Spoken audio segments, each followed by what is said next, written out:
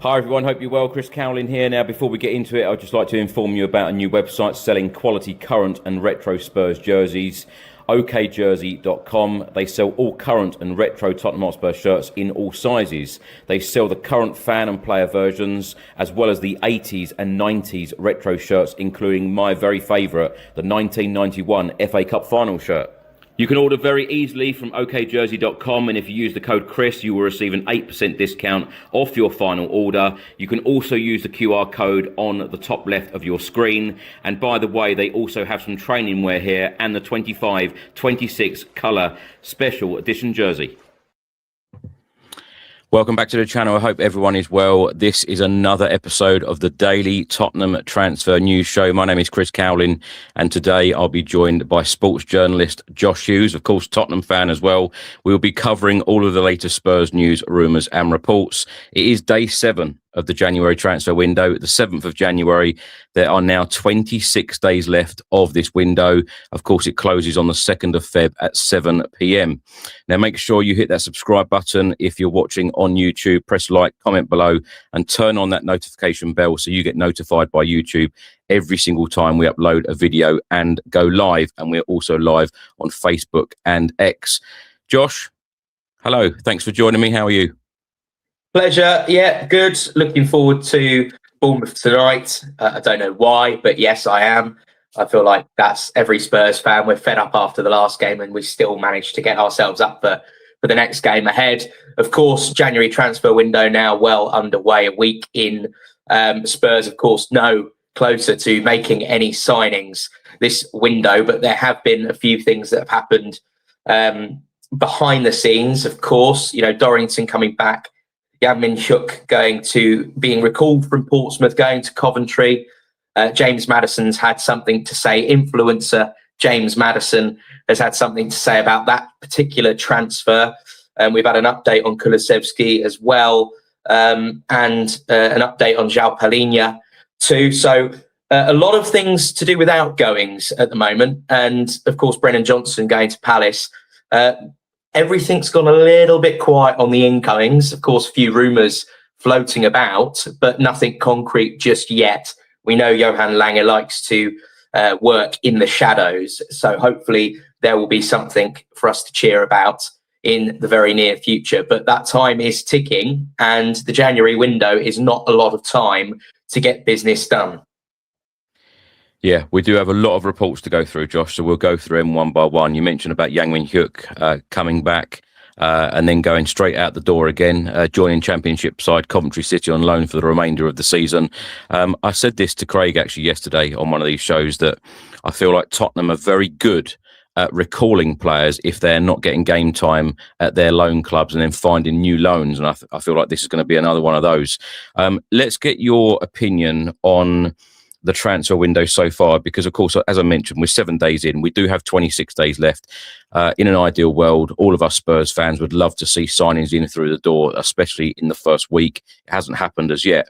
Thomas Frank on Tottenham being an attractive destination for players in the transfer window. He said, "We are very attractive in many ways. Tottenham is a fantastic club with a huge potential. I think some of those boxes you need to tick are the stadium, the training ground, and the potential."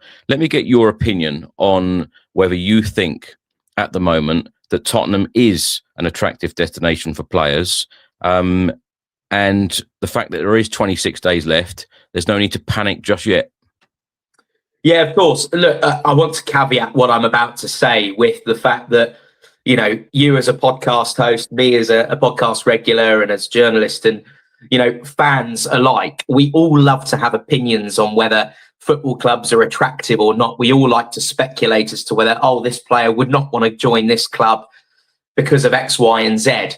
I think only really footballers, professional footballers, know what makes a club attractive to them. And I have a feeling that the wages they're being offered probably has quite a big part to do with it. And also their family situation, often something we don't consider as supporters. I think you're probably best placed to ask David Bentley that question. I know he's been engaging a lot with the channel. But on what Thomas Frank said, yes, look, Spurs, of course, is a big club and it's an attractive club. It's got a phenomenal stadium, phenomenal training ground, and there is a lot of potential. But Spurs is also a club that has been royally mismanaged on the football side of things for quite some time, and things really haven't quite felt right since Pochettino left or was sacked in 2019. So Spurs have been on this forward trajectory, probably from, I would say, Harry Redknapp to the end of Pochettino, and then we sort of stagnated. We've been a bit up and down, plateaued a bit, and now it seems actually weirdly like we are starting to come back down and not retaining what we had once built, far from the stadium that's going to guarantee us all this silverware, all these, competing on all fronts. Of course, we won the Europa League, but there's been nothing consistent in the nearly 7 years that we've been in the Tottenham Hotspur Stadium. Attractive to who, though? That's my question. Because right now, you look at projects going on in the Premier League. Of course, the table is incredibly tight. But you've got clubs like Crystal Palace that are going places under Oliver Glasner. Even with the loss of Eberichi Eze, they're bringing in Brennan Johnson. They're looking at adding to players. They're looking at a European push. You've got Chelsea that are always going to be attractive because they pay big wages. They are one of the biggest clubs in world football who have won everything there is to win. The club World Cup champions as well. Liverpool is the UK's most successful club. And Man United will always have that sort of glitz and glam. I think especially with footballers, where they're at, they would have been kids when Sir Alex Ferguson was leading them in their glory days. So I think a lot of players still see Man United as this romantic club. Arsenal, of course, I think it's fair to say, as much as we don't like to admit it, are nailed on favourites to win the Premier League this season. And then Manchester City, who can pay you whatever you want, and you have the attractiveness of Pep Guardiola, one of the greatest managers of all time there. And Spurs, unfortunately, sit in this sort of category where I would probably club us in with Newcastle, Aston Villa, Crystal Palace at the moment, where unless we break that wage structure, we're not going to attract the top players. However, if you're looking into Europe, which is where, of course, when we've had Paratici at the helm, we've done so much of our business, especially Serie A, and we're going to talk a little bit about some of those players from Serie A we've been linked with. Of course, a move to the Premier League is going to be lucrative because we pay higher wages than they do in France, Italy, Spain. We also have that pull of being a Premier League club. And for many, many players in many clubs, the opportunity to play at a Premier League club like Spurs is one they simply can't turn down. But I think what Spurs fans want to see is Prem-proven players that are ready to hit the ground running.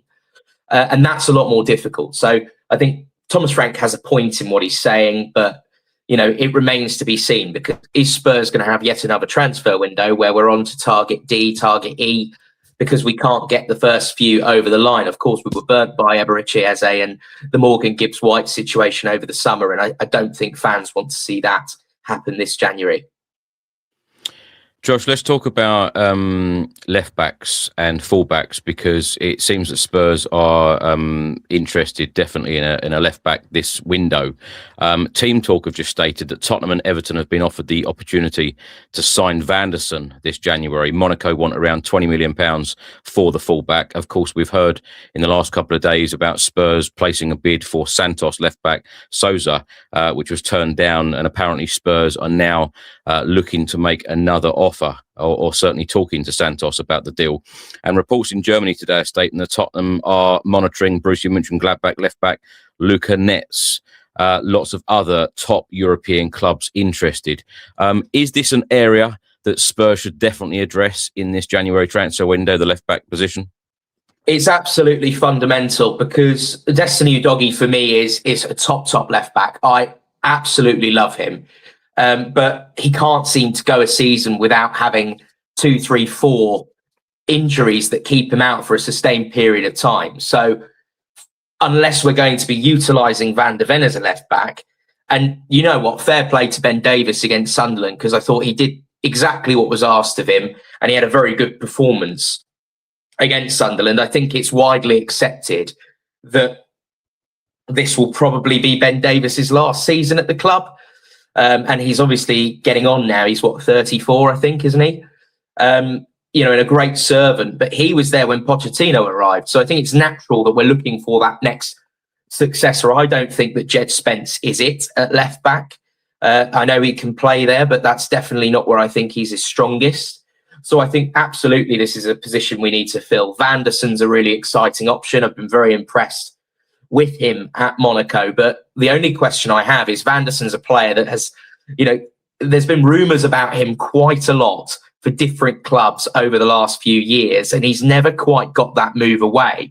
So that makes me wonder, why is that the case? And, there was talk, I think a few windows ago, there was talk of Van der Sen, and the fee was touted around £50 million, and now it's down to 20. So that does make you wonder. And again, look, without trying to sound arrogant, are we really in the market for the same players that Everton are going for, or do we need to be doing better than that? And if we have ambitions of being a regular Champions League club again and, pushing on, I think we need to be looking at the top caliber of player. And Sousa's a talent that is being spoken about widely across Europe. It's not just Spurs interested in him. I think he has this utterly ridiculous release clause that Spurs are never going to pay. But the fact that a lot of European clubs, I think Dortmund, I think Real Madrid have monitored him as well. He's being linked with top clubs, speaks volumes about this player's potential. And I must admit, I've not seen him play, but everything that I've read and heard suggests that this is not just a good attacking option, but someone that fundamentally can defend, which is really important. And I think Spurs should be in the market with those top clubs competing for these types of players. So Sousa's one I definitely expected to go back in for. I don't know what kind of offer they would accept. But also you mentioned Nets at Mönchengladbach. Now, Mönchengladbach is a club that has struggled a little bit in the Bundesliga of late. They're not quite at the level they were at when they had Jan Sommer in goal, and they were pushing for European spots. But they are a good club, and we should never, ever downplay, I think, a Bundesliga club as an option. I think it's one of the preferred leagues I would want us to target players for, especially defenders, because in terms of the style of play and the physicality, it's probably the closest thing you've got to the Premier League in Europe. And the other thing to say is, of course, Kota Takai going on loan to Mönchengladbach with an option to buy there. That dialogue is opened clearly with Mönchengladbach, and the fact that we've just done some business with them might just open that door to being able to get a deal done. And so I think that's always something to bear in mind, is if you've done a deal with a club, then, and it seemed to be a very smooth deal for Kota Takai. I mean, there was nothing reported until it was sort of done. That might just be the one to watch if the Sousa price is going to be too high at this point. And the thing we have to bear in mind, look, a lot of Brazilians have come to the Premier League, done well. Willian Estevao at Chelsea is a great example this season. He's a phenomenal player. So you don't always have to be proven, and you can take a punt on a teenager from Brazil if they're good enough to be playing week in, week out at a club like Santos. But I think clearly that is a position that we need to strengthen. But I'm not, the only one I'm not so sure on is Van der Sen, although he does have that Champions League experience, which again is something that we do need as we go on. And I suppose that there won't be any conflicts in terms of playing in Europe in the knockout stages should we get there, because of him playing for Monaco. So look, I think they're good options. They're not phenomenal options. They're not world-class options, in my opinion. But we also have to be realistic in that, Destiny Udogie, when fit, should be our starting left back. And we want someone that's young and talented that's going to push Udogie. And then, I think we go from there.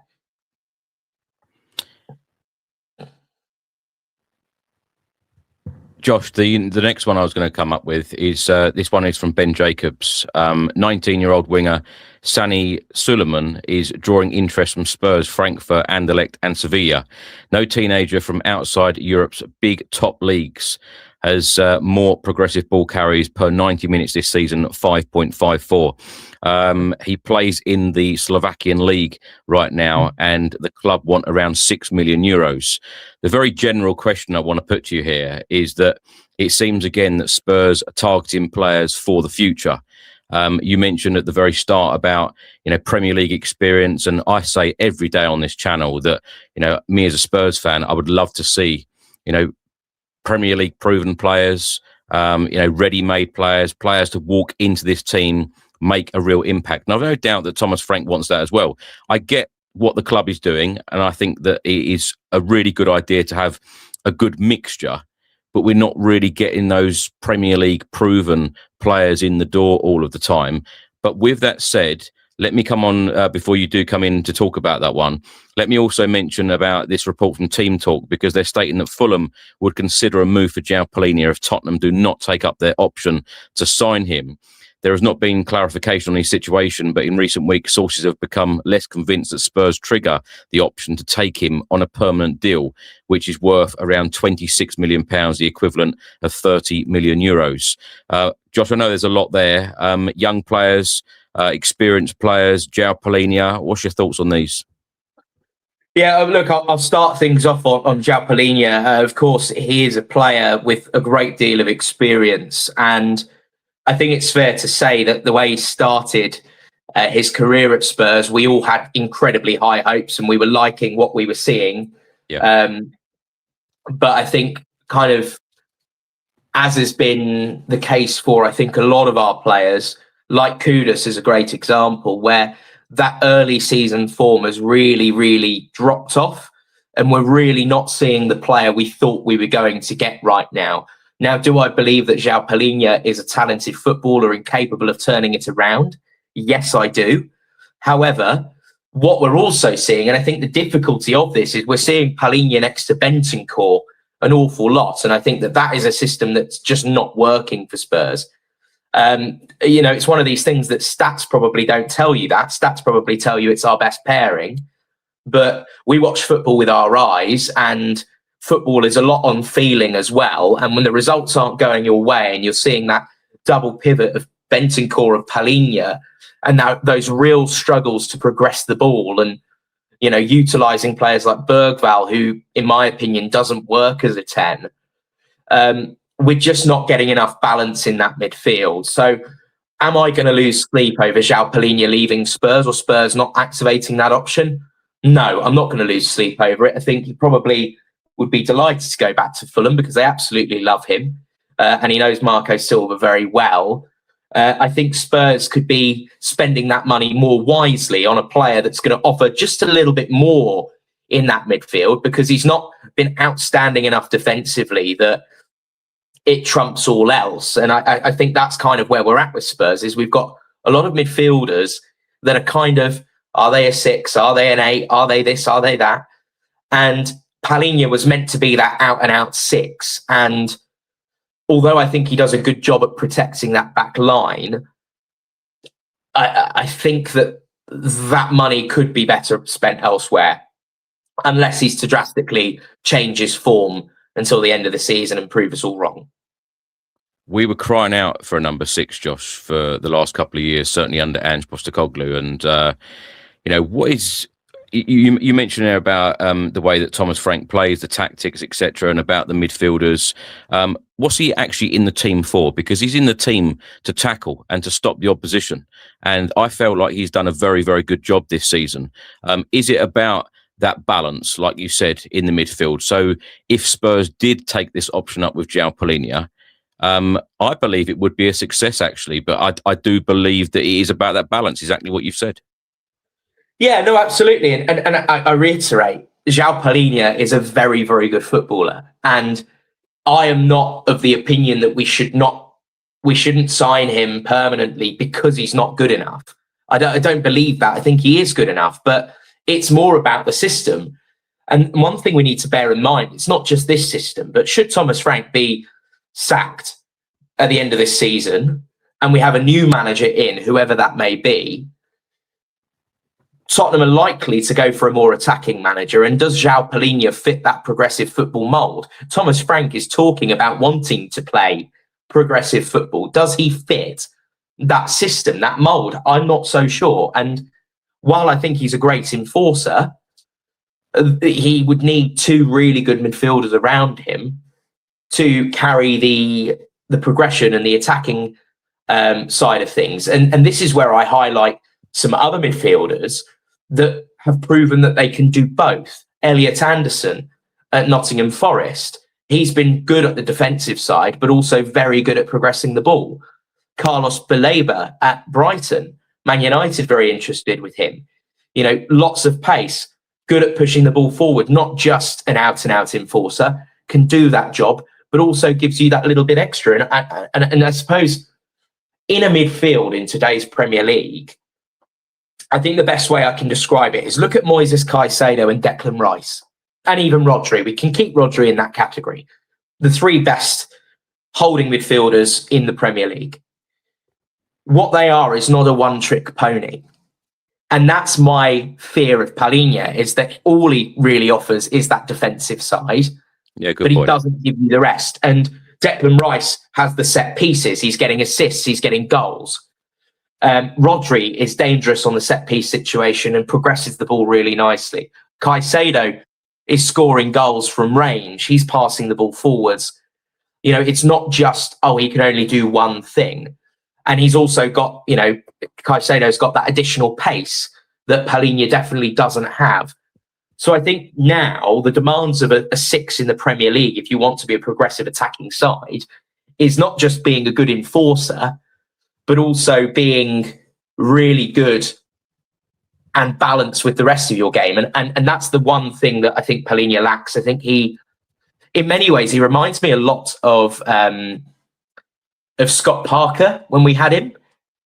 And he's kind of that old school defensive-minded midfielder where he's not bad at progressing the ball.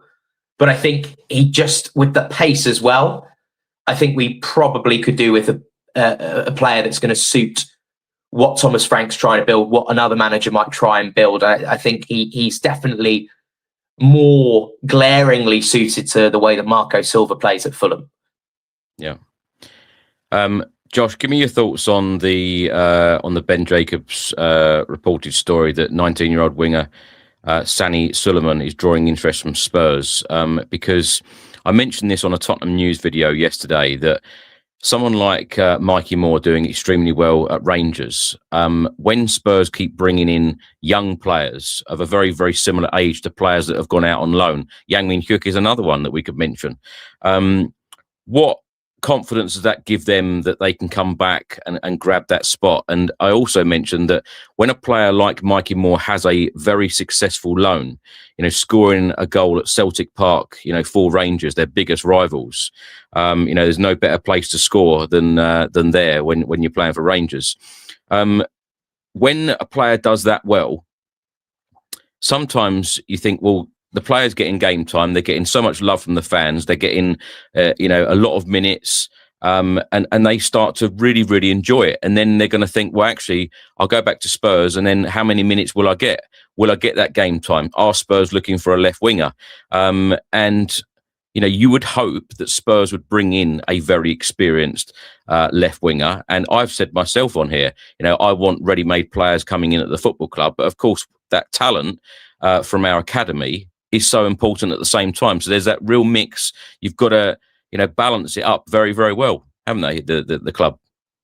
No, absolutely. I'll start by saying I've never heard of this bloke playing in Slovakia. And that kind of worries me. He might be, the next coming of Ronaldinho for all we know. But one for the future. Exactly. And that is the problem, because if you want one for the future, I look at Mikey Moore, who you rightly point out is doing incredibly well at Rangers. Rangers just last night closed the gap on Hearts, and from a position where they were never in the title race, they now find themselves in the title race, and Mikey Moore's a big part of that. Rangers fans will tell you that. And I've spoken with Rangers fans about this, and they really do like him. and I think the fact that he's getting media opportunities as well. Sky are talking to him. There's reports about him. There's been a lot of stories about Mikey Moore over the last couple of weeks. That tells you a lot about where journalists and where the media landscape thinks that Mikey Moore is. And I think we all want to see one of our own thrive. And the second thing is Luca Williams-Barnett. He's been in the squad, in and out of the squad, but this is a player that we all know is incredibly talented. Yeah. And I would hope that he might get an opportunity to break through. And the thing is, this is where I think Spurs do get it wrong, is yes, we're good at recalling players from loans if they're not getting game time, but we're very hit and miss with our loans in the first place. I think we've got a couple of very good loans. I think the Yang Min-hyuk situation is really good for us. He had a very good spell at Pompey, and now he's going to the club top of the Championship, who have faltered as late, but are really pushing for an automatic promotion spot. Vuskovic at Hamburg doing a phenomenal job, to the point where Bayern Munich are now keeping tabs. And of course, Mikey Moore at Rangers, which is a great club to be sending a player on loan at. And I don't want another situation where we bring in a 19-year-old who's not quite ready, because if his only experience is playing in Slovakia, that tells me he would absolutely be loaned out. And as you say, what does that mean for those other players? And I think it's important, and I think most Spurs fans would probably agree with this, that we'd like to see the ones that we do have, that we know are very talented, given an opportunity before bringing in another player like that. Unless we're bringing in the next Ronaldinho, why has he not been snapped up already? And which other clubs are interested in this player? So there should be, the indicator will be if Manchester City, Arsenal, Real Madrid, Barcelona, Bayern Munich, Borussia Dortmund, Juventus, Inter Milan, all these clubs are going for this same talent. That will be the telling point. And if they're not, then I think it's one that we should avoid. And I think the other thing to factor in here is that, Tim Sherwood infamously went out and told everyone about the Harry Kane story in his dialogue with Daniel Levy. Tim Sherwood had to fight tooth and nail to give Harry Kane his opportunity over Roberto Soldado. Yeah. And he faced interference from Levy and the board. Unless you give that player that opportunity, they're never going to, it's like sink or swim, right? How are they going to swim if they can't get that opportunity in the first place? And this is what Manchester City are really good at. This is what a number of clubs are really good at. And Spurs don't seem to be one of those clubs capable of doing it. I mean, look at what Arsenal did with Max Dowman. Look what they've done with Ethan Nwaneri and Bukayo Saka, and the names can go on. And Spurs need to be prepared to do the same thing too. And I think if we've got someone homegrown and they're not quite ready yet, I don't think Spurs fans are going to get on their back. I think they're going to encourage them, because we're glad to see one of our own given an opportunity to shine. And who knows, they might surprise us. Talking about another one of our own, Callum Olosesi, reports in Italy are stating Torino are showing an interest in the Tottenham Hotspur midfielder. This, of course, is our under-19 captain who played in the UEFA Youth League for Spurs this season. Team Talker stating that Spurs are pushing hard to sign Monaco attacker Akliouche, and Monaco are demanding up to £50 million. I'll get your thoughts on that one in a minute, Josh. And this final one that I'm going to go through, Team Talk and Chronicle Live today are stating that Newcastle are keeping check on Wolves striker Strand Larsen this month, but face competition from Tottenham. Josh? I know there's a bit of a personal joke there about the Strand Larsen with our good friend Dazzling Dave singing that song that went viral. With Strand Larsen, with Akliouche, are these the types of players that Spurs should be going after in a January transfer window, or indeed in a summer transfer window? Because for me, with the Strand Larsen one, I just think that Spurs should be aiming so much higher. And, we used to have Harry Kane and Heung-min Son. And when you look at some of our attacking players now, we need far better in that creative area of the pitch. Okay, so let's start with Strand Larsen. Strand Larsen is difficult, right? Because when he's played against us, he's played very well. And so the only genuine, real exposure I've had to watching Strand Larsen has been against us, where he has performed well. But his goals record for Wolves is abysmal. But then how much of that is down to him versus the team itself being so poor? And Strand Larsen's a player that is clearly a fan favourite at Wolves. And Dazzling Dave absolutely adores him. But you know, well, we're talking £40 million, Josh. If Spurs were going to go in for him, yeah, but I think the thing is, right, £40 million is not a lot for a Premier League striker. It's not a lot for a Premier League striker. But when Richarlison is our best striker option, and we can't decide as a fan base whether he's any good or not, I think that speaks quite clearly to where we want our club to be and where we want our strikers to be. And I think I would much rather spend more money on someone like a Jean-Philippe Mateta or a Igor Thiago, who is proving himself this season at Brentford, and of course a player that Thomas Frank wanted there and brought into the club. That's where I would rather us focus than someone like a Strand Larsen. Strand Larsen, to me, stinks of third, fourth choice, can't get any better. But we also have to accept where we are. We're mid-table right now. And is Jean-Philippe Mateta going to leave Crystal Palace and that project for Spurs right now? I think if you were going to ask Mateta, and he was going to be completely honest, I think he'd much rather wait for an Arsenal or a Chelsea or a Manchester City or a, PSG as opposed to Spurs. So that's kind of where we're at the moment. So we have to be realistic. But I think there are very clear players that we could go for that I think offer us a little bit more. I'll give you an example of one that we've not been linked with, one that we'll probably see tonight, possibly off the bench, which is Kruppi at Bournemouth. He's got 6 goals in 15 appearances, of which 9 came off the bench. 19-year-old French striker, ticks the boxes in terms of Spurs going for these young players, but he's already proving that he is very, very good at this level. And if you're going to look for that kind of player, that's someone to me that is proving themselves a lot more than someone like Strand Larsen. So I think, and I'm not saying that Kruppi is the answer. I think Spurs want to see a striker that's going to absolutely out and out be better than what we've currently got. To me, it seems like a panic buy. I don't really know what we're getting at with Strand Larsen, to be perfectly honest. Akliouche, really, really good against us in the Champions League, and is a player that is attracting a lot of attention across Europe. Clearly very talented. I worry a little bit about his end product.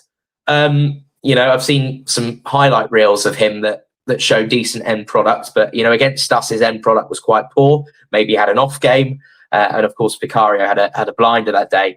Akliouche is not a player that I'm opposed to. I think as Manchester City has shown this season, getting in Ryan Cherki, we shouldn't overlook leagues like Ligue 1, and he's obviously got Champions League experience as well. And he's also 21 years old. So he's very young and got lots of potential too.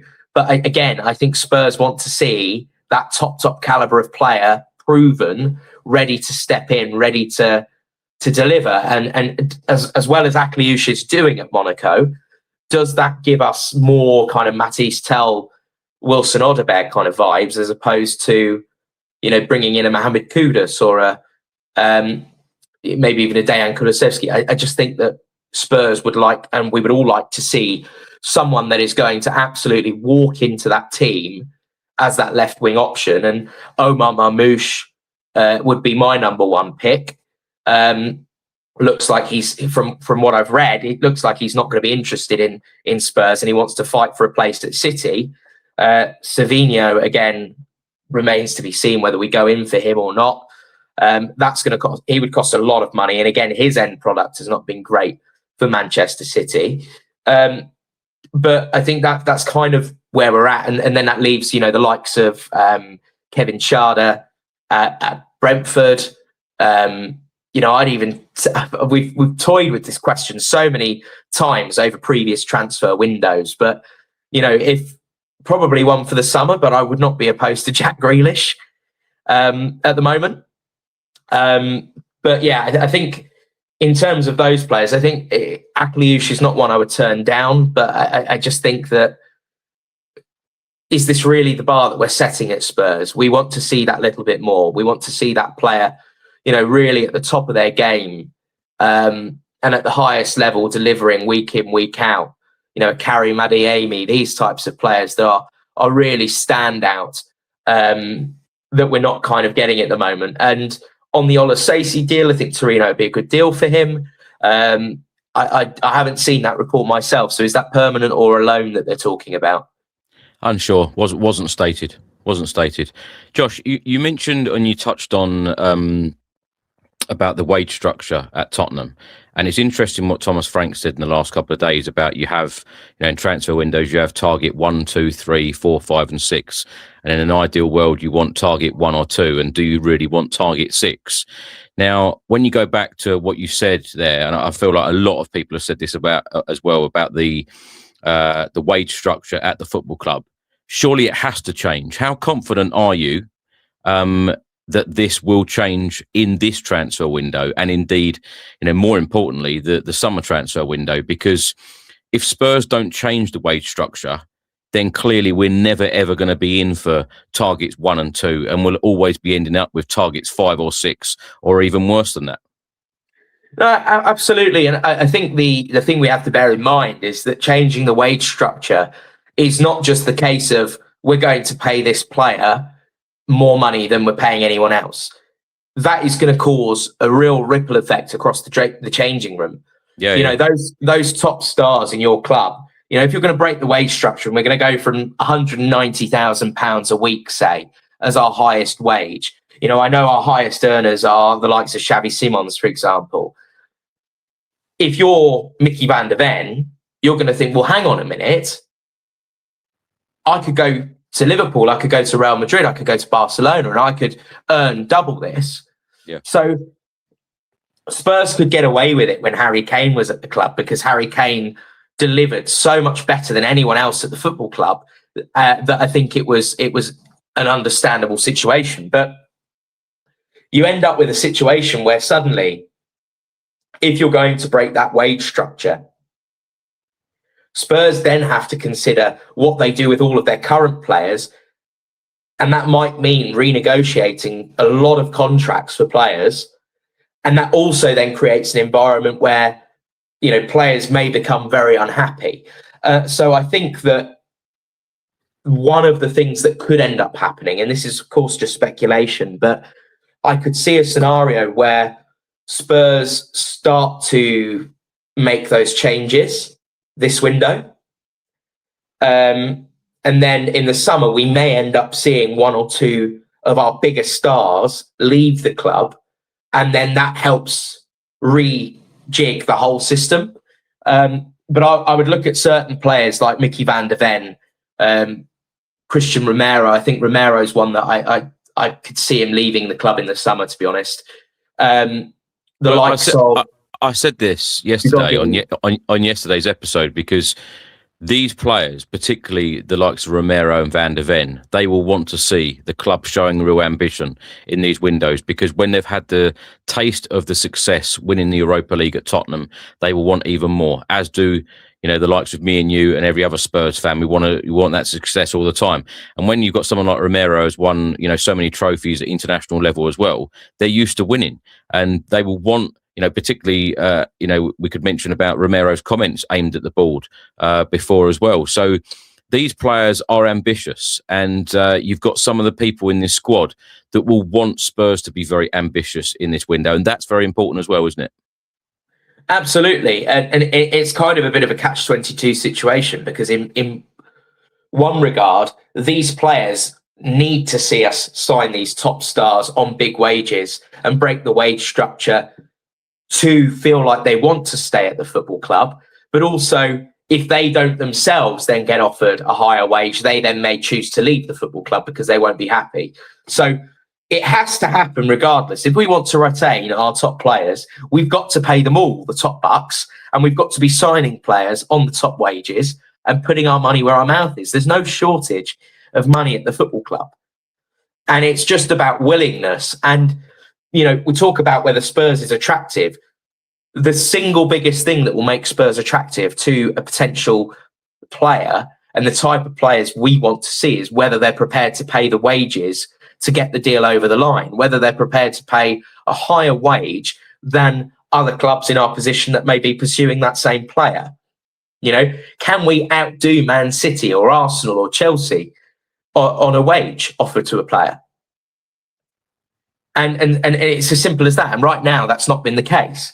So if we can, then we'll see a lot more top quality players come through the door, because they'll think this is a club where I can get paid top dollar.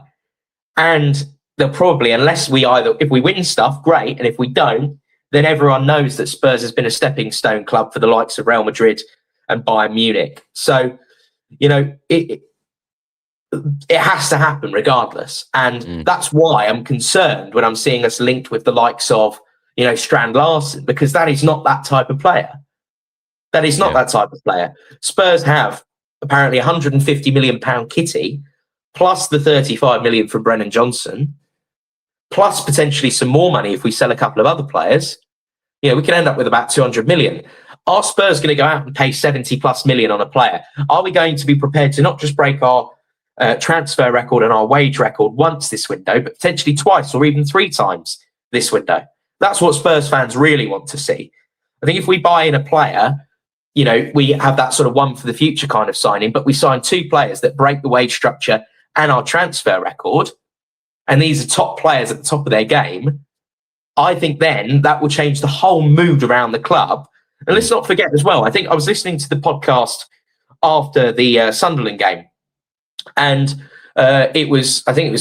Ricky made a really good point about players that raise the level. How many players at Tottenham raise the level of others?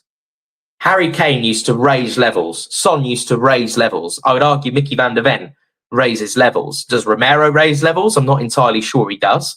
Do any of our midfielders raise levels? I'm not sure that they do. Probably Kulusevski because of his work rate.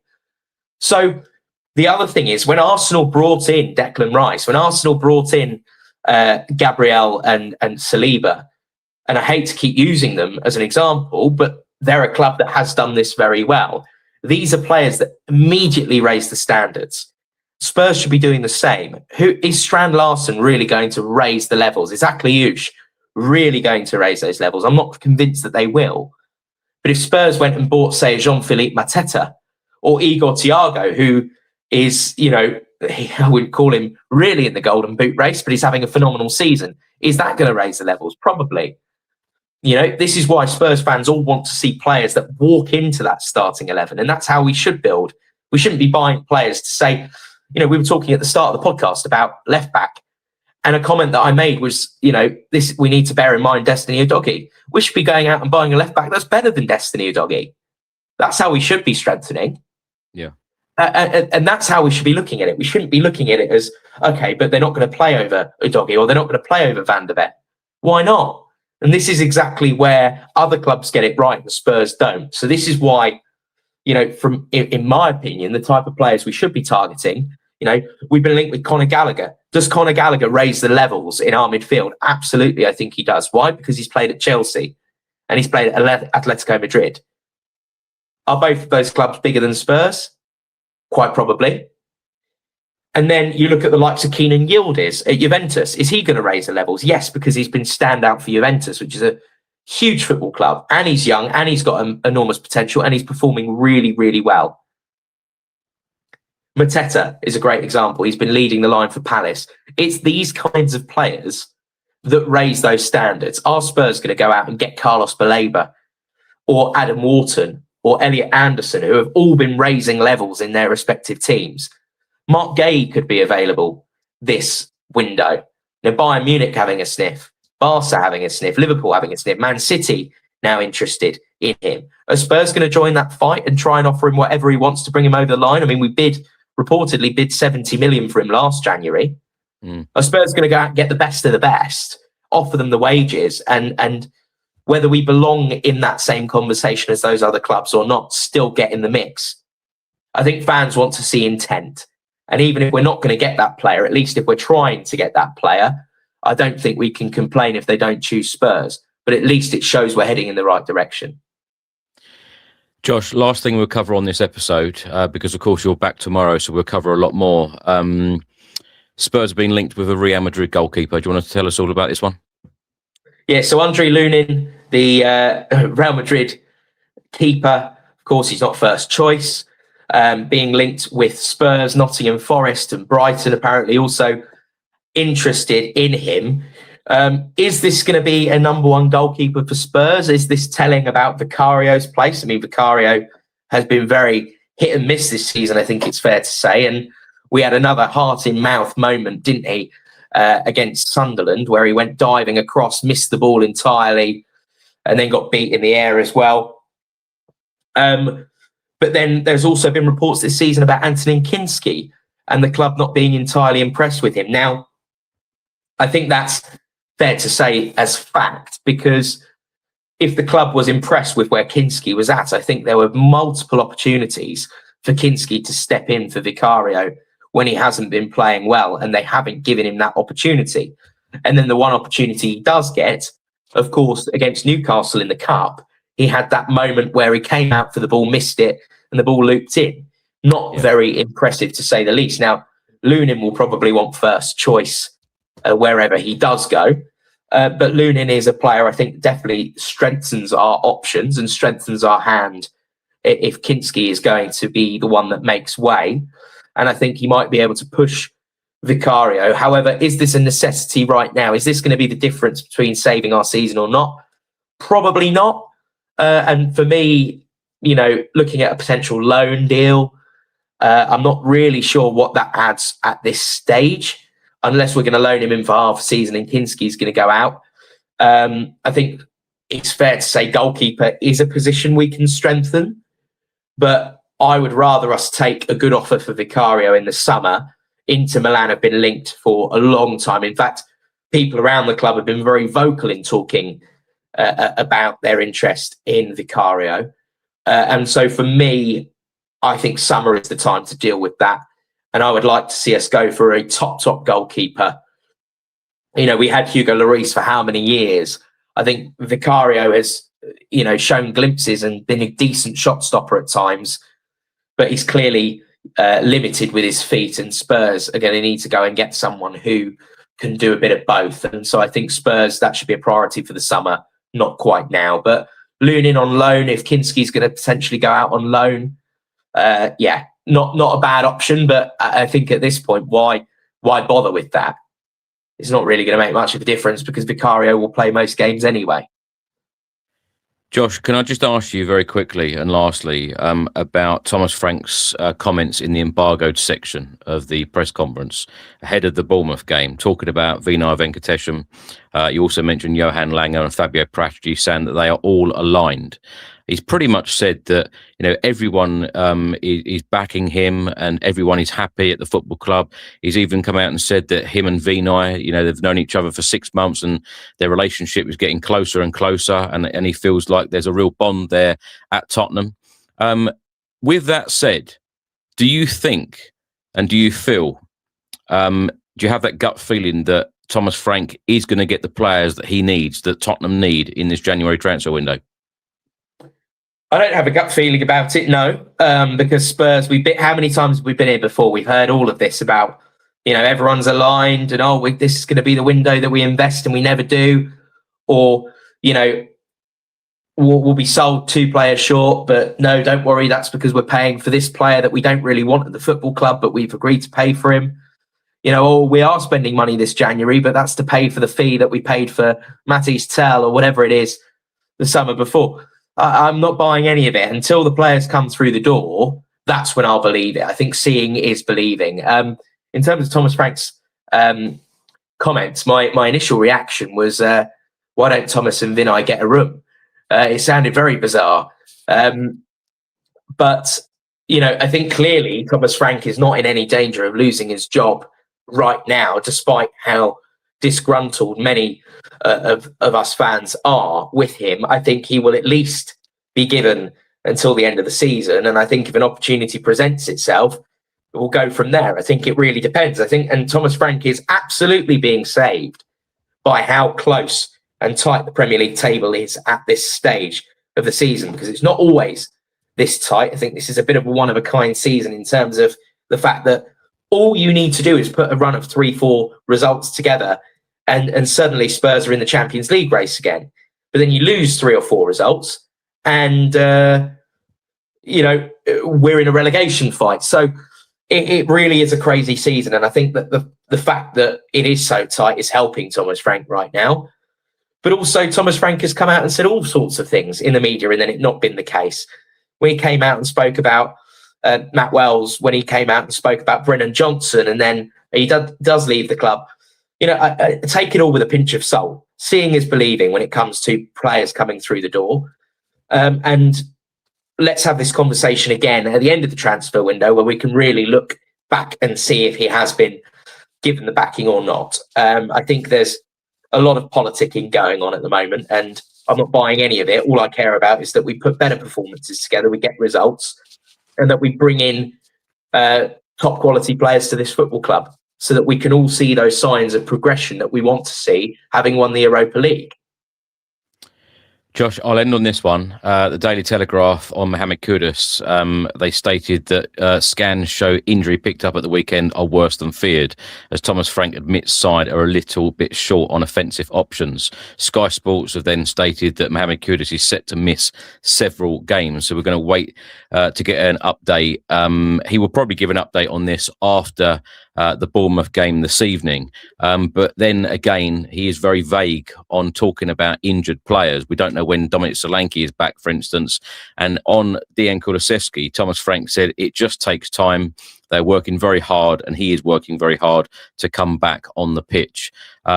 I find this a little bit frustrating, actually, the fact that I just think it would be so much easier if Thomas Frank, and I get that some injuries are very complicated, but I just think Thomas Frank ought to just say, look, he's going to be back in a couple of months' time. And if he came back actually earlier, or one of these players come back earlier, it would actually be a bonus and everyone would then, feel much better about it. But that's a big blow, isn't it, for Spurs, for Mohamed Kudus to be out. And we've heard this before. He could miss several games and then it ends up being several months. How many times has that happened? Yeah, heaps. And I think there's also an element of covering all bases for Thomas Frank, and the fact that he's not talking about Solanke or Kulusevski with time frames suggests to me that if he came out and said, look, we're not expecting this player back for a few more months yet, there's been X, Y, and Z setback, then the expectation and the pressure from the fans is that we need to go out and sign players. And in a way, it almost feels like a covering that up somewhat, so that if we don't sign players, the club can use the PR excuse of it's difficult to sign players in January. We've done everything we can. And with all of these comments, one thing that I think is absolutely for certain is that Thomas Frank is being managed, and his comms is being managed in a way that he definitely wasn't at Brentford. You can tell very clearly, because Thomas Frank was always one of the things I admired about Thomas Frank at Brentford, was how outspoken he was and how entertaining he was. But at Spurs, everything seemed so meticulously planned, every answer so measured. Why do you think he's so cagey about whenever the journalist asked about Dominic Solanke, particularly Dominic Solanke? I don't know, and I find it very, very bizarre, because all of the indications we're getting from Dom Solanke is that he's working hard, he's trying to get back, he's spoken publicly, and gone on his social media to say how much he's looking forward to getting back. And we were told that he was back on the pitch and now he's not, or whatever he is. And to me, is that a case of Thomas Frank's not impressed with him? Is that what's going on? Is this I would rather Ivan Toney than Dom Solanke, and therefore, but also, look, he gets asked about Dom Solanke nearly every press conference, and it will get grating and it will get frustrating after a while, because fundamentally, with an injury like he's had, he'll be back when he's back. And I think that the club is probably feeling a lot of pressure in terms of questions about our medical department. Spurs have suffered more injuries than any other club in Europe's top 5 leagues in 2025. And so there are lots of question marks over training methods, over medical staff and the competence of them. There's also a lot of pressure from fans for us to go out and sign top players. And so I think this is all a very measured club response, because they're trying to cover all bases, because they know that the situation's not good and they want to protect themselves or make themselves, it's the way politicians do it. They're trying to protect themselves more than anything else, because they know what's going to come their way if it turns out that the medical staff have cocked up, or the injury, there was a problem with the scan and they did a scan and it wasn't correct, or there's pressure to sign players because the injury is going to be longer than it is. I think that's probably why it is the case. And with Kulusevski, there's an acceptance that this was always going to be a very long injury and that he was only going to be back by January at the very, very earliest, and that was not to be expected. So with Solanke, it's because it's been this weird sort of niggling injury, and it's not an injury that we would have associated with taking this long. But really, we don't know, and you can only assume that it's the club kind of covering all bases from a PR point of view. Josh, do you have confidence that Spurs will fill that left wing position in this January transfer window? And I mean, by going to sign a player on a permanent deal. Yes, but by filling that position, I take that in a literal sense. I think Spurs may well sign a player and fill that position, but whether that is a top-class player that walks into our starting 11 remains to be seen. As I said before, seeing is believing, and Spurs need to go out and sign. Look, and whether we like it or not, whether it's fair to do or not, the comparison is always going to be Son, because Son occupied that position for a decade. And so Spurs fans will want to see a top player who can come in and potentially make that position their own for the next decade. So that's kind of where we're at the moment. And the comparisons with strikers is always going to be Harry Kane because of what we had there. And that is the bar that was set. So Spurs need to go out and probably break a transfer record. Is Savinho going to be good enough? If Spurs break a transfer record on Savinho, would I be pleased with that? I would. But then again, we also need a striker, I think, to complement that. And then there's a question of, okay, do we need a right winger as well? So if you were going to tell me we were going to sign Akliouche, Savinho, and a striker, and possibly a midfielder, and a left back, we're suddenly on 5 players there. Are Spurs going to sign 5 players? Very unlikely. So I have a feeling we'll probably not sign a striker this window, and we'll probably sign 2 wingers instead. And I think that we've got a bit of egg on our face for selling Brennan Johnson this early into the window without having a replacement in first. Yeah. Well, Thomas Frank said it was a good opportunity to sell Brennan Johnson at this time, and it was the right decision. Let's see what happens next. Josh, thanks so much for joining me. We will talk again tomorrow, and we've always got a lot to discuss, and I could talk to you about Tottenham for literally hours upon hours. But thank you so much for joining me. Thanks for watching, everyone. Thanks for listening. And remember that we are live every single day during the January transfer window. There are 26 days left of this window. It closes on the 2nd of Feb at 7 p.m. So no need to panic as yet. But yes, we would like signings in as soon as possible. Have a good evening, everyone. Let's hope the Spurs get the 3 points at Bournemouth later on this evening. Have a good week. Stay safe and well. Keep smiling, and come on, you Spurs.